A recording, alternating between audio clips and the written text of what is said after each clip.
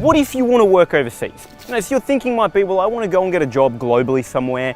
And so really that means that to give myself the best chance of getting that job, I want to have the most recognizable university name brand on my resume, right? And that sort of makes practical sense, doesn't it? It's why most people choose ultimately, right, to go to a UNSW, a UCID, an ANU, a Melbourne University, because they've got that global brand. They're ranked the highest in Australia in terms of global rankings. But honestly, right, is that actually how you get a job when you go to work overseas? Well, look, in some cases it might be you apply directly to the company and they're looking at your CV and they look at your degree and they go, well, Sydney Uni, oh, UNSW, like recognizable names. But honestly, what's going to make the bigger difference is your work experience. They're going to be looking much more at what work you have done and who you have done it for.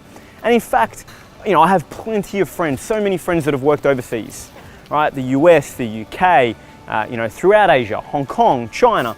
And in most cases, in almost all cases, the way they got their job was that they worked for a company in Australia first that was a multinational that had offices overseas, and they got the job here.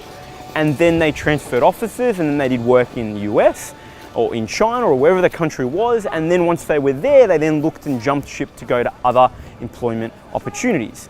And so my point in sharing all of this is that yes, having a globally recognized brand does matter to an extent if you want to work globally. So if you're thinking, yes, I want to get overseas fast, having a global brand name as your university can help.